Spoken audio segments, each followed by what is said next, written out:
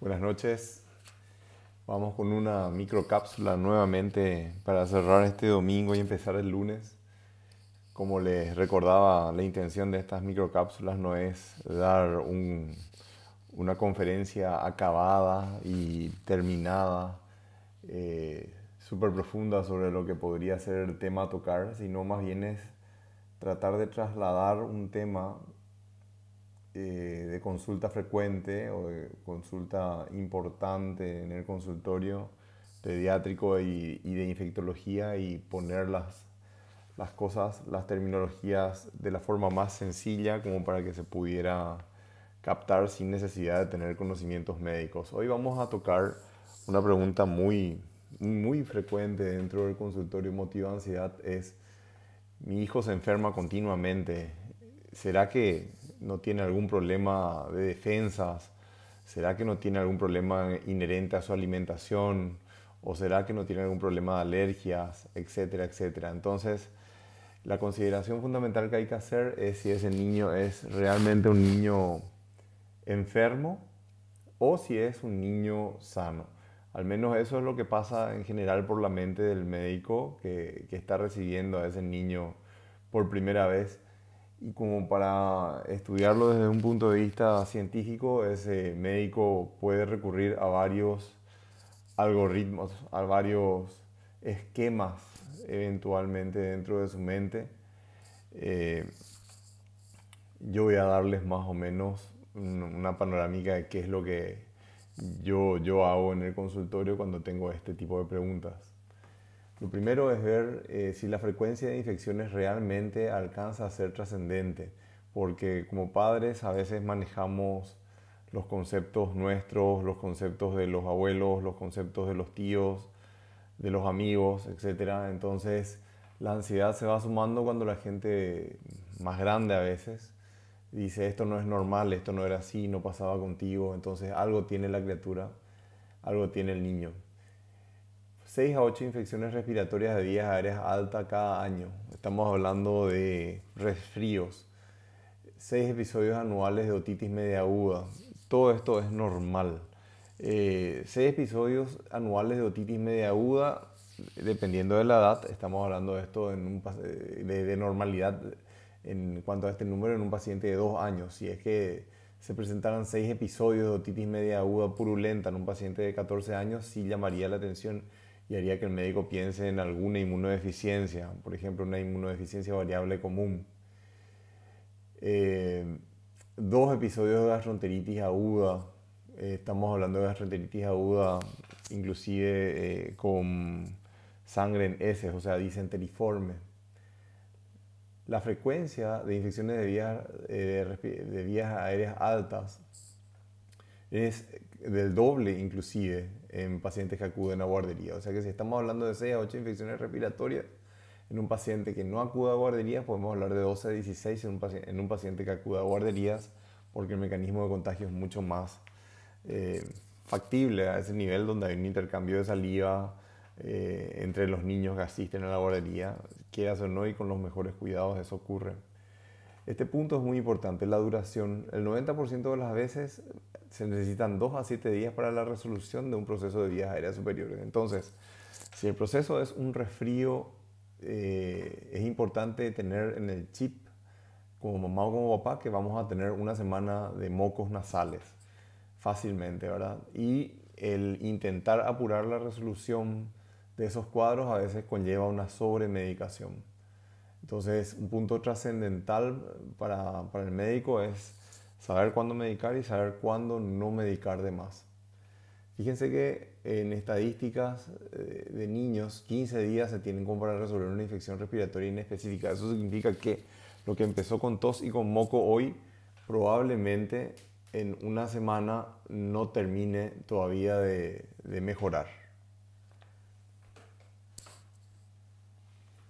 La complejidad del sistema inmunológico excede los objetivos de esta charla. Esto que les estoy mostrando nada más es para que vean que existen dos grandes divisiones: la inmunidad innata, las barreras epiteliales, la propia piel, constituyen una inmunidad que nos protege en forma inespecífica contra cualquier agresor, y la inmunidad adaptativa que se ve en el lado derecho es la que está mediada por anticuerpos y específicamente por anticuerpos y por células T y células T helper, T citotóxicas y linfocitos B.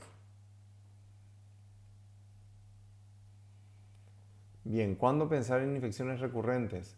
Procesos que superan la frecuencia que dijimos o son procesos graves, por ejemplo, una meningitis o una endocarditis, que es una infección de la parte, digamos, de la cavidad interna cardíaca.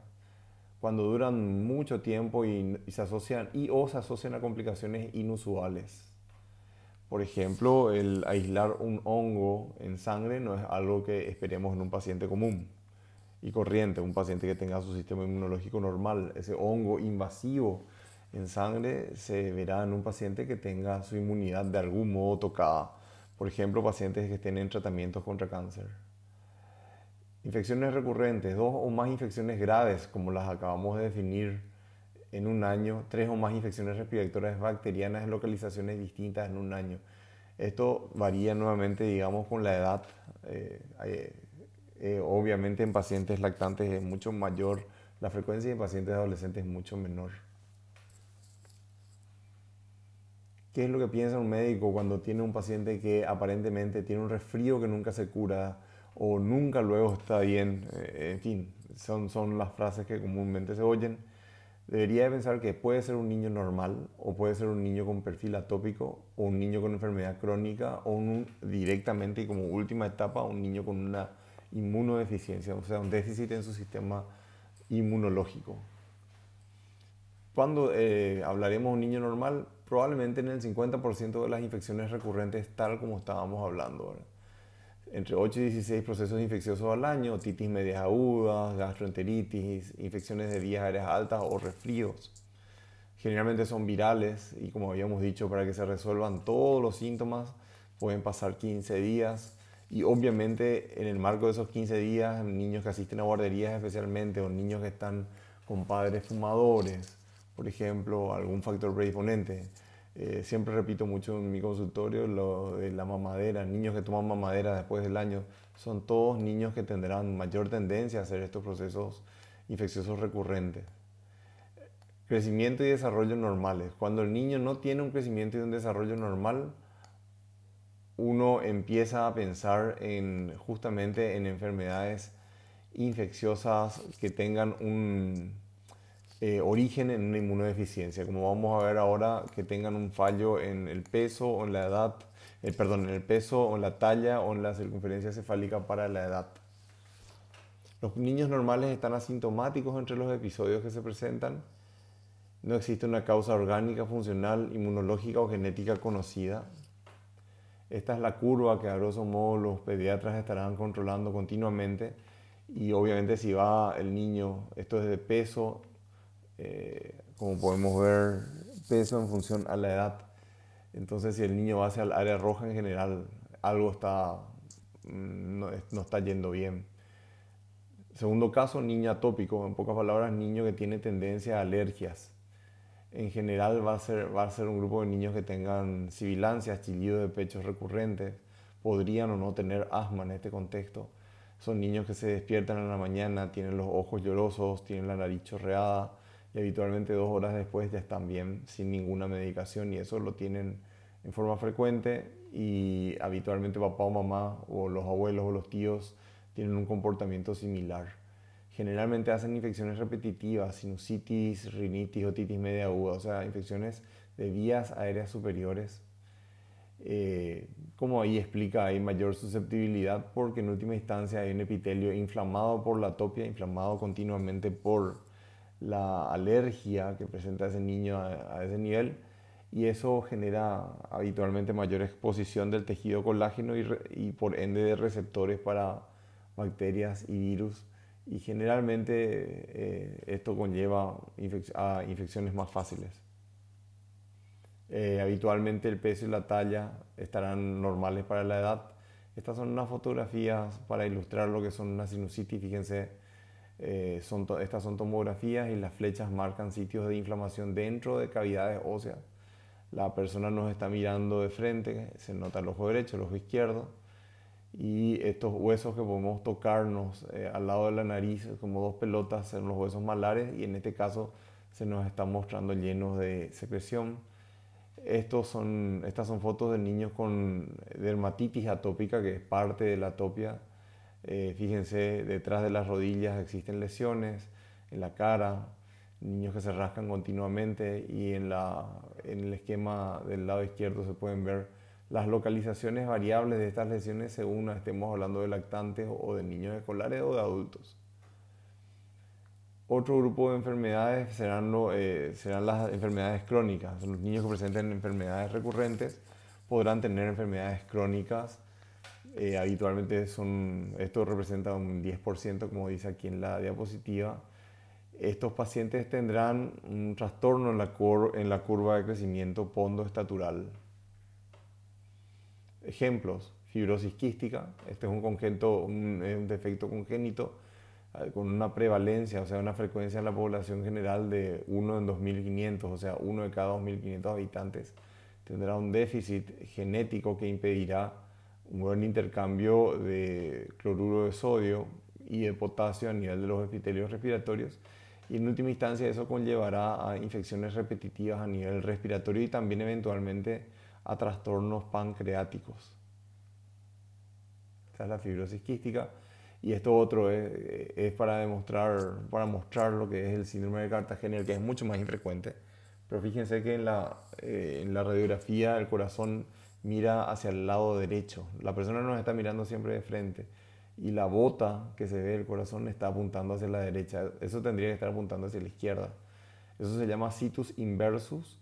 Y ese paciente, aparte de tener ese corazón mal colocado, tiene un problema con los cilios a nivel respiratorio, y entonces en general tienen un mal clearance, no pueden deshacerse muy bien de las mucosidades. Para terminar, llegamos al diagnóstico de inmunodeficiencias. Las inmunodeficiencias primarias son trastornos metabólicos que impiden una buena respuesta a infecciones habitualmente, y el niño nace con ese problema. A diferencia de las inmunodeficiencias secundarias, como el VIH-Sida, que uno adquiere, las inmunodeficiencias primarias son congénitas. No vamos a entrar en muchos detalles, no quiero extender mucho esta charla porque no quiero que se aburran. Para terminar, este es un dato interesante: pacientes que presentan fiebre periódica. Habitualmente son pacientes que presentan fiebre recurrente, pero con una periodicidad, o sea, cada 21 días, cada 28 días. Acá un diagnóstico importante es el médico debe pensar en el síndrome de FAPA, que es fiebre periódica, adenopatías, puede tener aftas y faringitis a repetición, que a veces si el médico no piensa en esto, le trata con antibióticos, le trata repetidamente, y realmente lo que tiene el paciente es un déficit inmunológico, y aunque cueste creerlo, se cura con 1 o 2 dosis de corticoides. El médico tendrá en cuenta una serie de trastornos, una serie de situaciones para pensar en inmunodeficiencias. Pueden ver que no es tan sencillo y que eventualmente uno debe ir pensando en patología por patología. Y obviamente esto marca la importancia de que el médico tenga conocimientos de cómo funciona el sistema inmunológico en estado de salud y en estado de enfermedad. Bueno, espero que les haya sido útil, espero que sobre todo no se desesperen mucho a partir de ahora por el número de infecciones respiratorias que pueda tener el niño, y siempre dejen que el médico tenga este razonamiento para llegar a un punto en el cual pueda decidir si es un niño sano con una frecuencia alta o es un niño que realmente amerita una investigación posterior.